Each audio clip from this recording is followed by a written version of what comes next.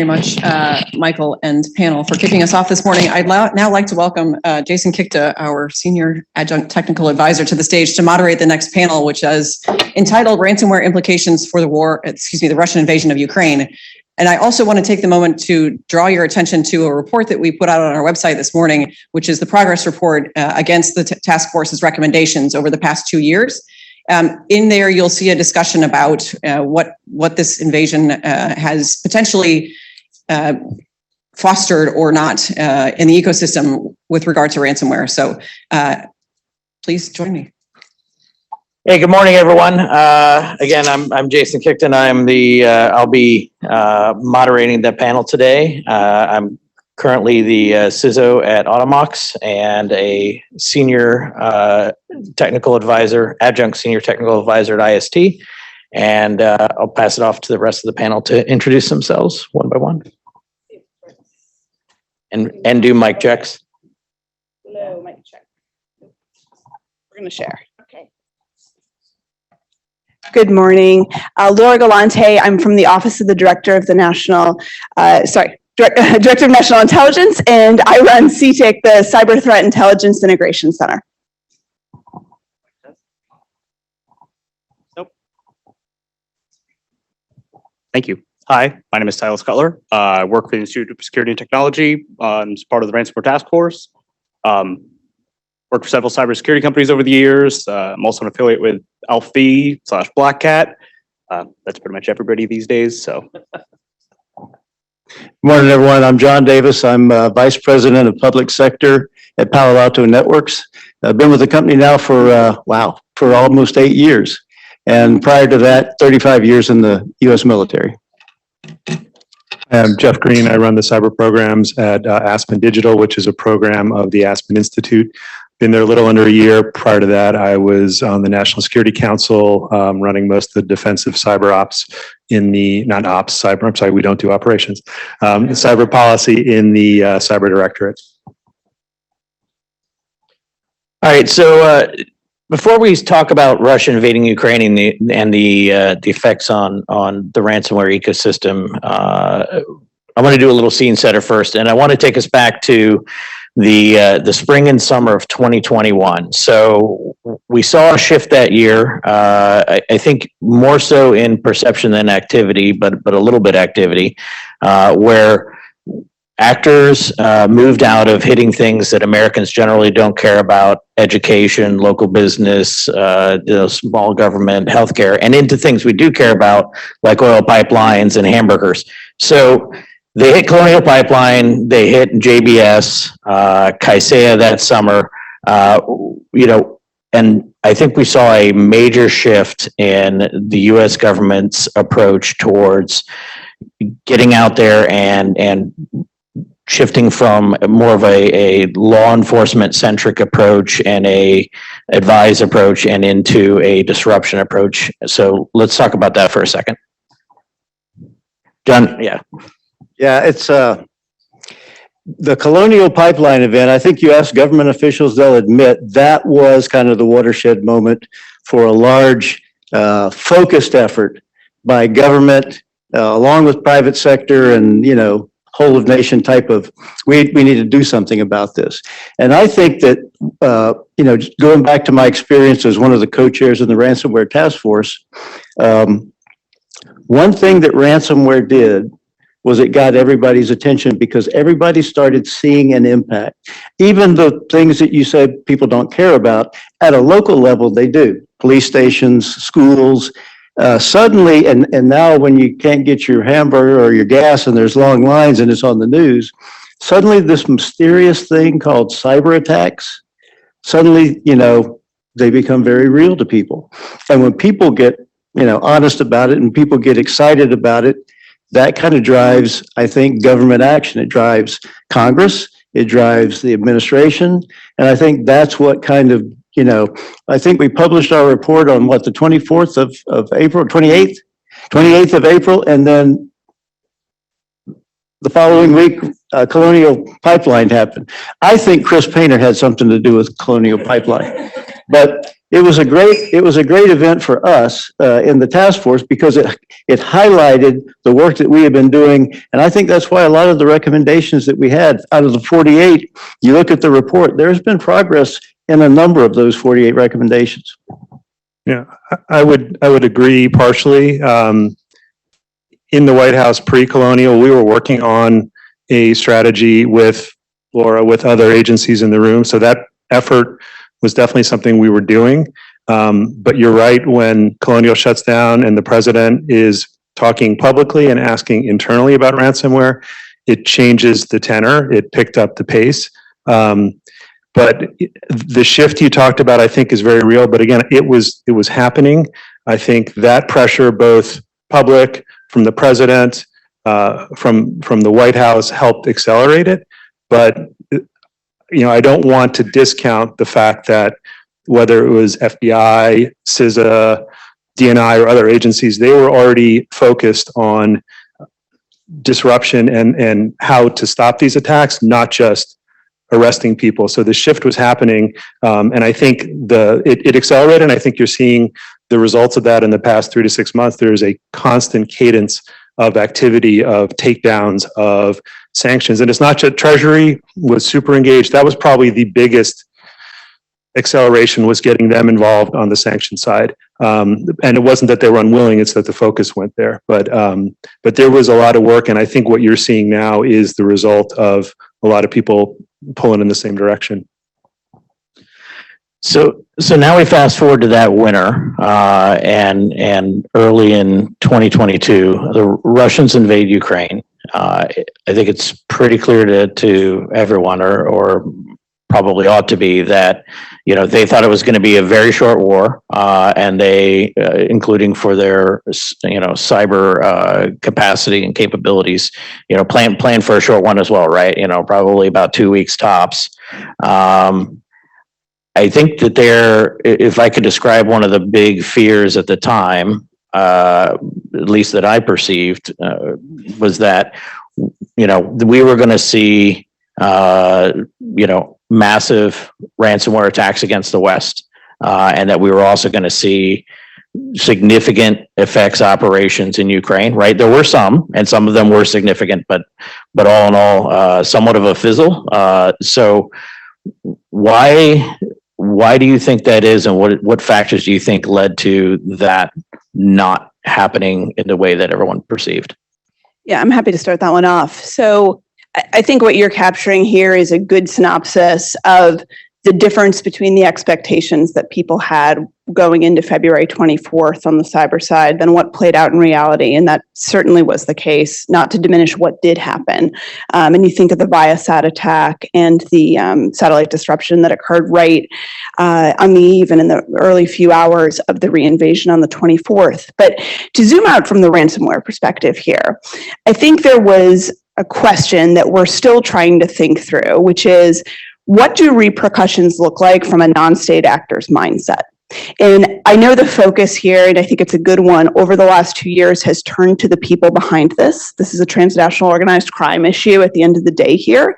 But I think one of the pieces that the community, both on the IC side and on the private side, found really interesting were the fissures, political fissures, that started to pull out as the world understood what Ukraine was about to suffer and started suffering, and what Russia was doing. And that divide within Conti, and how this played out very publicly on which hackers would take which side in ransomware ecosystems, is something that I think led to, back to your causes on this, led to some of the difference in expectations on the level of response that we saw towards the US and US targets.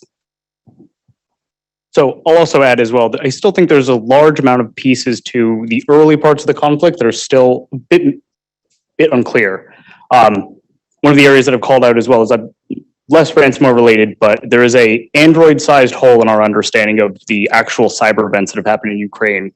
And as the invasion kicked off, I think there was a less of an appetite in some areas to target Western interests than we had initially expected. Yeah, I'll offer a couple of observations. I had a lot of people ask me once the invasion began, they were kind of surprised at the level, intensity, scope of cyber-related activity and why it wasn't more. And, you know, there was this expectation that cyber was going to be used as a giant paralysis before going in and essentially making this an easier military target. And that did not happen. And Jason, you know this, the enemy always gets a vote, but I think there could be at least 4 reasons why we saw what we saw and we continue to see it, and probably some combination of them. Number one, I don't think that cyber as a general tool, not just ransomware, but all different types, is as useful, is viewed as useful a tool once traditional kinetic operations begin. We all know that our adversaries, Russia, China, Iran, North Korea, they all are employing cyber capabilities against many Western nations, not just the US and Europe, but as part of a broader information warfare campaign to gain an advantage, to undermine. And cyber is a very useful tool, short of war. Once you cross that threshold though, and like we said here, we still don't know a lot. There was still an awful lot that was happening in the cyber dimension. I think I stopped counting last December at about a little more than half a dozen wiper capabilities that were being employed by Russia or its surrogates in Ukraine. So there was still a lot going on. I just don't think it was viewed as useful a tool when cyber operations typically, you know, there's questions about level of impact, precision, timing. You know, why rely on things that have imprecise those 3 things when you can shoot things and bomb things, and you know what the impact's going to be, and you know the timing. So I think that's one reason. Second reason, I think Ukraine became a much tougher target.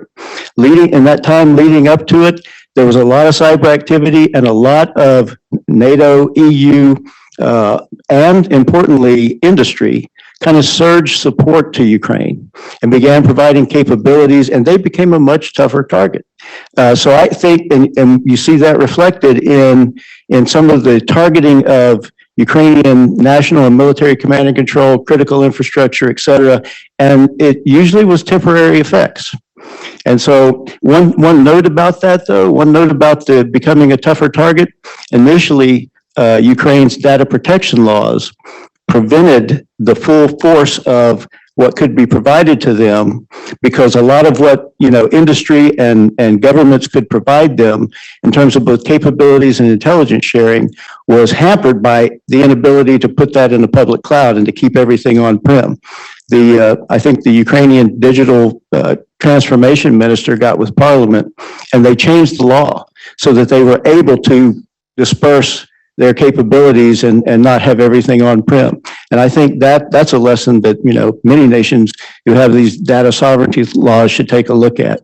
Third reason, I believe that, and I'm certainly not divulging any classified information here, but my suspicion is that NATO is doing everything it can in a responsible manner in order to throw some sand in the gears of the Russian cyber apparatus and organizational structure and people and research and capabilities.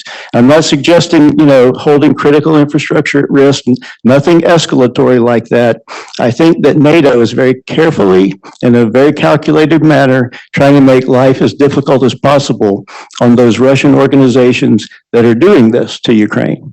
And then the last reason, I think that, and this is kind of what you all spoke about, I think that Russian decision makers are uncertain. Once you cross that line and you go into kinetic operations, if you look at what Russia's doing, they're doing everything they can to keep NATO out of direct confrontation in Ukraine, to the point of threatening nuclear weapons, use of nuclear weapons. And so I think Russian decision makers don't know where that line is, where that red line is. And so I think they're hesitant to employ cyber capabilities on a wider range. If you look at the wiper capabilities that have been used, I think most of them have been designed to stay inside the target, not spread. So that to me is an indication of the fact that they're trying to be very careful and probably have issued some guidance to some of their surrogates not to inflame things and cause a more direct NATO confrontation. I would add that I think we need to think about whether cyber deterrence worked, and I'm talking about outside of Ukraine, in the sense that starting at some point in the fall, it's all a blur right now, but we began a very public campaign, and private as well, to work with government, to work with the private sector, across all the 16 sectors Val was talking about to strengthen critical infrastructure. You had the EPA holding massive webinars Christmas week that were widely attended. So I think there's a combination of US infrastructure becoming a harder target and the perception that US infrastructure is becoming a harder target. And on the latter point, if you are sitting in Russia and you have worked for months or years to develop an access and an exploit, and you're now deciding, am I going to use that? And keep in mind that they're often already using that for certain things. But if you're going to say, am I going to use that? And you've seen that your target is saying, I'm better, that introduces a little more doubt as to whether it's going to work. And that may raise the bar for when you're going to use it, because if you, to build on what John said, if you don't really know the impact, you don't know if it's going to work, but you know you're going to lose something else you have, you may be less likely to use that. So I think coming out of this, we really need to think about whether both hardening our defenses and being public about it changes the decision calculus, not at the macro level, but at the micro level, as whether you're going to use something that you've spent all this time, you've invested time and money in. So I want to pivot off of something that John said, and I completely agree with him that, once you're in a kinetic shooting war, the reliability and the utility of cyber effects diminishes rapidly. And I think part of that as well, another thing that we need to take in consideration is if you look at the arc of improvements in industry over the last 20 years, right? Targeted exploitation has gotten much, much harder, right? The name of the game in offensive ops is access, right? Do I have access? Even in ransomware, right? It's about monetizing access. They don't care about the ransom. They don't care about encrypting, right? It's about what kind of work do you want to do post access to monetize the access into the network, right? Are you going to do, business email compromise type fraud, or you're going to do ransomware? But knowing that opportunistic access is easier, and that a promiscuous actor can generate a lot more opportunity in a short amount of time than a targeted actor can, why not? What held Russia back from using those proxies, right? Criminal proxies are useful, they're burnable, they're deniable. Is it? I guess the central question is, have we overestimated the Russian government's interest in ransomware as a criminal proxy, like we did, like most people did with Prigozhin and Wagner? Or is it that they were deterred or thought it wouldn't meet their goals, or was it something else?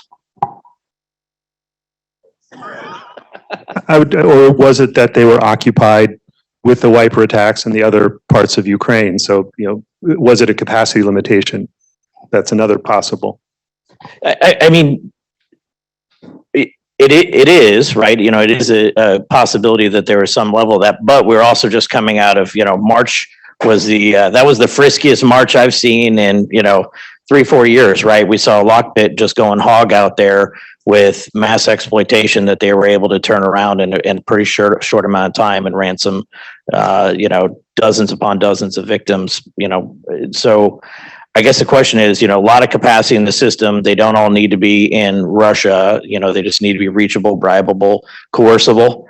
So why not, is it not viewed by the Russians as a valid tool of statecraft, or do we think it's more along the lines of, it's not reliable and not worthy? I'll take a stab at it, Jason, and I don't have a lot of confidence in this answer, but in the area, call it gray zone, call it whatever you want, but short of traditional kinetic, law of hostilities. We've seen our adversaries favor the use of surrogates, third parties, research organizations, patriotic hackers, criminal organizations, as in the case of many of these ransomware gangs. And they provide a very useful tool short of that traditional line to do what I described earlier, to gain an advantage, to cause disruption, to, basically undermine Western democracies. But once you cross that line, like I said, I think the calculation changes, and use of third parties. These third parties, you don't know their motivation, you don't know their skill set, you don't know their capabilities. Before you cross that line, you just kind of turn them loose. You either direct them, or you inspire them, or you just turn a blind eye to them and let them go because they're doing your bidding. But now you got concerns. If you, like I said, Russia's trying to keep NATO out of a direct confrontation with Ukraine, everything they can. And I think there's a concern about a lot of these third parties that they might get out of control. Like I said, I don't have a lot of confidence because you still see a lot of activity. But I suspect that, unlike many of the U.S. and its partners who do these types of operations with tremendous domestic oversight, foreign policy oversight, operational oversight, legal oversight, technical oversight. We're very careful about this, and we don't use irresponsible third parties. And we and our partners do not do that because of the fear of something getting out of control, somebody making a mistake, and things escalating. But I think maybe Russia has maybe observed a little bit of that, the need for better control. Let me piggyback on a few of those pieces here. So I think one thing that we can't overplay is that these are not, when we're talking about ransomware actors, we are not talking about arms of state intelligence or state military arms, right? So there's a little bit of the premise here that we need to walk back, which is, these aren't operating in the same way that we understand APT actors have acted for the last 15, 20 years here, right? At the end of the day, these are individuals involved in complex and very frequent criminal acts who can live on completely other sides of one of the largest countries in the world, right? The largest country in the world. And to think of this in kind of a standard command and control mindset, I think is wrong here. So let's pull back and think of this too as these are actors who are primarily motivated by money, who are after a target that has political significance, but that primary motivation of this being a financially lucrative way to go is still at the top of the mind of the individuals behind this. So I would caution us to go too far down the lane of assigning. It was a loaded question, to be clear. So I think there's a couple of key technical and observational key points to kind of be aware of thinking in as we frame this. So we've talked a little bit about how they were using the wipers and that was taking a lot of the cycles of actual operator groups, but inherently cyber is very heavily upfront investment. So and when you're looking at something like the Lockheed or the kill chain or other frameworks that we use to understand attack cycles, it's all upfront cost in many cases. It's reconnaissance, it's understanding the target, what they have and what you're going after. The use of the criminal proxy groups and bringing in things like credential theft in order to then lead to exploitation reduces that immensely. So if you had to invest 40, 80 hours on a single target doing the reconnaissance, you could drop that down to 2. So there's a massive time advantage by being able to rely on what essentially is one of the major drivers also of the ransomware ecosystem. So the access broker market and that facilitation and the availability of being able to just purchase access instead of having to run a phishing campaign, have the infrastructure to manage the initial infections. Huge amount of that is reduced time-wise. Additionally, absolutely correct about the wipers not having the same sort of self-propagation that we saw with NotPetya, which bluntly was just reckless. And the ones that we've seen now, Hermetic Wiper being one that's coming to mind, if I'm correct, did have some ability to self-propagate through a network, but it was still limited to prevent that broad exploitation that ended up causing an international incident years before. So I think the next question then is, we did not see a ransomware explosion, when the war started in Ukraine. We have not seen it over a year on, even though things are not going particularly well for the Russians. But do we think that we've, seen the bottom, which from the ransomware perspective would be the peak? Is there potential for either if the war starts going drastically bad for Russia, if Russia concedes defeat, if Russia's more adrift, are worse days potentially or likely ahead? And if so, are we structured properly on the U.S. government side and the industry side to tackle those challenges? Do we have the right solutions out there? What are the missing pieces if things start take a turn for the worse? I would say, I would never say that we've seen the worst. Picking up on a couple of things Laura said, though, I think it's important to focus on these are profit-driven entities, the criminal groups. And I think if Gallup were to have polled the leaders of ransomware groups after Colonial Pipeline, they all would have said, we wish we hadn't done that because it was not good for them. And that may also be stopping them from hitting the US right now because that was not a good event getting the US government attention. They want to go for things that are the cheapest to do. With respect to are we structured correctly? I think we're structured better.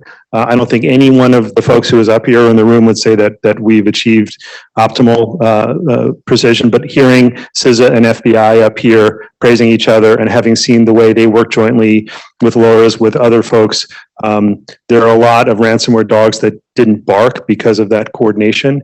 But it is, the bad guys are always adapting, and the minute the government stops adapting, it will fall further behind. Yeah, I was just going to add, I wasn't in the room when the president spoke with Putin and supposedly issued some red line about cyber. That may have had some type of an impact. I don't know. But I will say this, in terms of being prepared, I think that it's very uneven across critical infrastructure. And I think that the administration understands that and is taking approach to go sector by sector. I think after Colonial Pipeline, that sector is probably in pretty good shape. Financial sector was hammered by Iran for a couple of years, about 10 years ago, and they're in pretty good shape. The other sectors, I think, are very different. And so I think it's going to be a sector by sector approach. It's going to take a long time for the country to get to where it needs to be. And it's going to take a continued full court press to be able to do that. So in terms of preparedness, having worked in the trenches for many of the large cyber incidents and the sort of crisis incidents that have occurred over the past 6-7 years, crisis incidents in cyberspace are absolutely fascinating to me because it shows me also what happens when everyone's priorities are aligned and we're all running after a problem. So I think if there was to be a period of extreme escalation where we're seeing cyberpocalypse hashtag, I'm just blown away trying to imagine what the scale force that we could mount would look like, because fundamentally we have more resources than the attackers, we have more people, and when we all unify together on something, they're going to have a very bad day.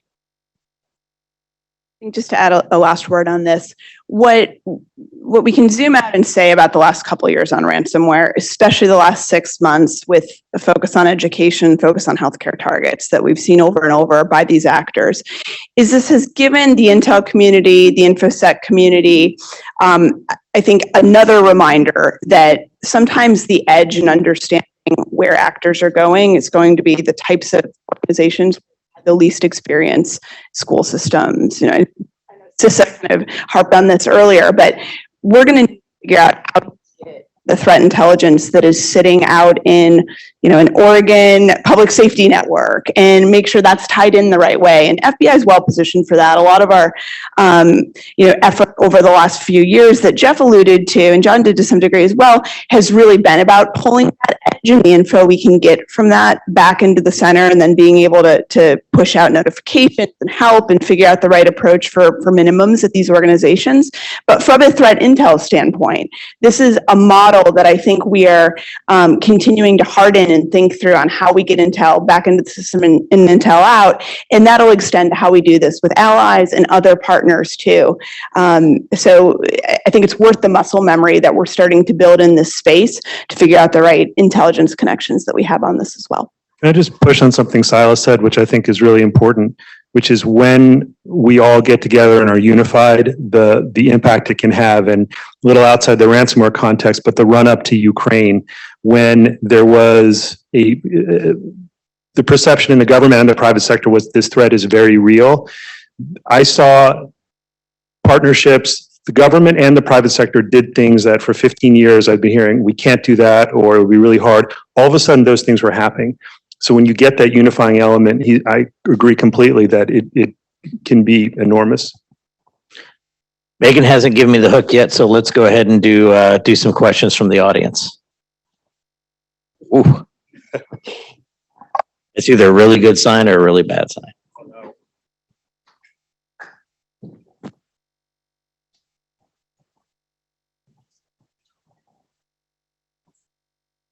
Hi, I'm Jonathan Powell. I'm the cyber counsellor at the British Embassy, but have spent the last couple of years working quite intensively on Russia, Ukraine. And it's been a really interesting discussion, especially the differentiation, or the conversations flipped a bit between sort of cyber attack more generally and ransomware in particular. I guess one of my observations was the Colonial Pipeline event for Ukraine was probably 2014. So they've been working for a significant number of years across a broad range of their critical national infrastructure to prepare for this set of attacks. And so there's something about that degree of preparedness. Absolutely concur with the massive scaling of industry support and how dramatic that proved in terms of shoring up Ukrainian resilience when the conflict started. And the other point I was going to make, my gosh, just slipped my mind. Yeah, apologies. Massive. Can't read my own handwriting, not without my glasses on. Yeah, apologies. I can't remember the last point. So that's a great point, right? I think that's probably something that we neglected to talk about, but I think that's probably neglected more broadly in conversations is resilience, right? The Ukrainians took that beating, not just with their power plants, but they've been suffering for wiper attacks for nearly a decade, right? And the first time you have a wiper or a ransomware attack, right, it's the end of the world. My God, we've lost it all, right?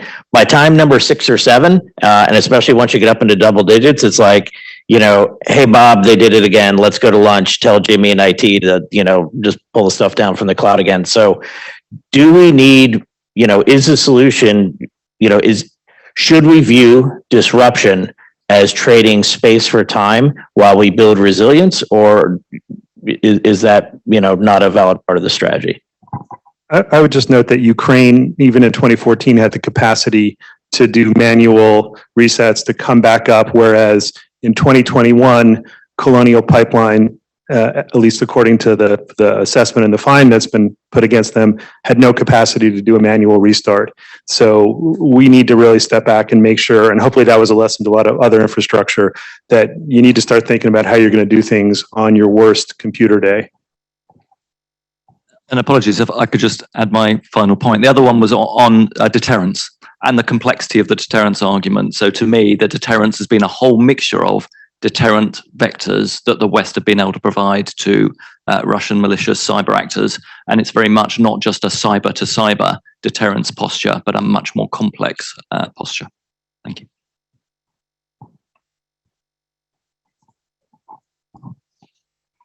Great panel. And Silas, I really loved your point about kind of how we all come together. You know, like I think of the Hive takedown. There were 27 countries involved in that who can't agree on anything, but they all hate ransomware guys, right? And I think, Jason, to your last point, and I'm curious about the panel's opinion on this. I feel like when we do these big takedowns, whether it's Hive or the Genesis market, that's where we kind of like need to be not like Gloria Gaynor in the song I Will Survive, where she says, I should have changed the stupid lock. I should have made you give you back your keys. We need to prepare, but I also think we need to give better advice. So what advice would you give to organizations that when there are these disruptions that give everybody a chance to breathe for a second, where should they focus their energy? And I'd love to see what the panel thinks about that. Or if you all just want to sing 70s songs, that's fine too. Ooh. I'd go with resilience, Silas. I mean, I'll absolutely agree on resilience side. I also encourage every organization to run through and practice and have a plan for when incidents occur. Have backups, because the cost of backups now is a lot less than paying a ransom demand. Yeah. And I think something else that we need to consider when we think about resilience versus detection, response mitigation is, 10 years ago, if you had told me that, for $1 billion, or some magic sum of money, or let's say I go and I meet with the president a decade ago and I say, hey, you give me $1 billion, I'm going to do some really spooky stuff. I'm going to make it so that 90% of the tools used to exploit, gain access, the implants, the post-exploitation tools, going to be publicly known, right? Something you can buy, something you can get off of GitHub. I'm going to make it so that almost all the infrastructure is here inside the United States or in a friendly jurisdiction. I'm going to make it so that they're not co-opted boxes, they're leased boxes, they belong only to the actor. So, no collateral damage if you do something to it, right? On and on and on and on, right? I would have got that $1 billion because that would have been mind blowing a decade ago, right? But now it's just the environment we live in and things have not necessarily gotten better. There's only so much we can do on detection. There's only so much we can do on response. They are tools, they are important tools, they are improving all the time, but we really need to get seriously as an industry and not just in the country, but the West in general about resilience and that recoverability. Yeah, just Okay, one- we're just gonna take one more question because we're almost out of time. Hi, I'm Nicole Tisdale, and I wanted to ask a question specific to, as we've been talking about the implications of the Russian invasion of Ukraine on cyber, I wanted to pose a question about what that has meant for our allies outside of Europe. And so I would say post-colonial pipeline, we saw South Africa's government be attacked with ransomware. We've seen the Costa Rican government be attacked with ransomware. Do y'all think that they just moved to other countries? Like, I feel like I was at the White House for over a year, and I felt like we sent a very clear message, like, don't mess with the US.